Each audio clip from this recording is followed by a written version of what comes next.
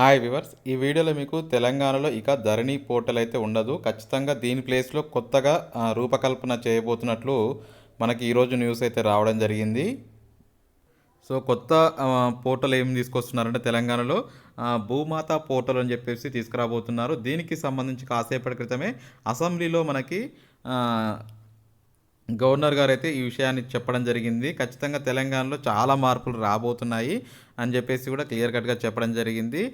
గతంలో ధరణి పోర్టల్ ద్వారా ఎంతోమంది సమస్యలు తలెత్తాయి. వాటన్నిటిని పరిష్కరించి కొత్తగా ఎటువంటి సమస్యలు లేకుండా భూమాత పోర్టల్‌ని తీసుకురాబోతున్నట్లు వీళ్ళు చెప్పడం జరిగింది. దానికి సంబంధించిన వచ్చిన న్యూస్ కూడా చూద్దాం.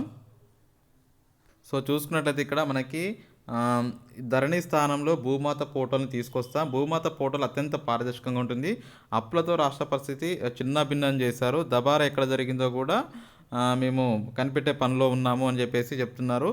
సో ధరణి పోర్టల్ ఏదైతే ఉందో గతంలో ఆ ధరణి పోర్టల్ ద్వారా చాలామందికి ల్యాండ్స్ ప్రాబ్లమ్స్ క్రియేట్ అయ్యాయి. సో దానివల్ల చాలామందికి ఇష్యూస్ క్రియేట్ అయ్యాయి. కాబట్టి ఈసారి 100% పారదర్శకంగా ఈ భూమాత పోర్టల్ని నిర్మించబోతున్నట్లు ఇక్కడ మనకి వీళ్ళు మెన్షన్ అయితే చేయడం జరిగింది.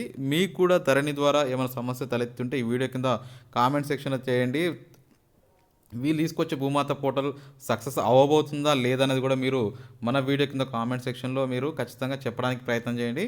సో ఓవరాల్గా గమనించుకున్నట్లయితే నెక్స్ట్ మనకి భూమాత పోర్టల్ నుంచి ప్రతి ఒక్క ల్యాండ్ ఎవరికి ఎటువంటి లిటిగేషన్ లేకుండా మేము సార్ట్అవుట్ చేస్తామని చెప్పేసి దాని భరోసాతోటే ఈ భూమాత పోర్టల్ తీసుకురాబోతున్నట్లు వీళ్ళు చెప్పడం జరుగుతుంది. మొత్తానికి ఇంకా తెలంగాణలో ఇప్పటికి కూడా సెటిల్ కాని భూములు చాలా ఉన్నాయి. వాటిని కూడా మేము పారదర్శకంగా సెటిల్మెంట్ చేస్తాము అని చెప్పేసి చెప్తున్నారు. చూద్దాం మొత్తానికైతే ముందు ముందు ఎలా ఉండబోతుందో భూమాత పోర్టల్. సో ప్రస్తుతానికైతే మన ఛానల్ నుండి ఈ యొక్క ఇన్ఫర్మేషన్ మీకు చెప్పాను. నచ్చితే లైక్ చేయండి, షేర్ చేయండి. Thank you for watching. Have a nice day.